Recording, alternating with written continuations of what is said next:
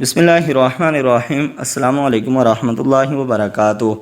آج میں اپنے دوستوں کو سجدہ میں گناہوں سے توبہ کی عظیم دعا پڑھنا سکھاؤں گا۔ حالت سجدہ میں گناہوں سے توبہ کی عظیم دعا، یہ دعا بھی سجدہ کی حالت میں ان حضرت صلی اللہ علیہ وسلم سے ثابت ہے۔ وہ دعا کیا ہے؟ بسم اللہ الرحمن الرحیم۔ اللہم اغفر لی ذنبی کلہ دکہ وجلہ وَأَوَّلَهُ وَآخِرَهُ وَعَلَانِيَتَهُ وَسِرَّهُ۔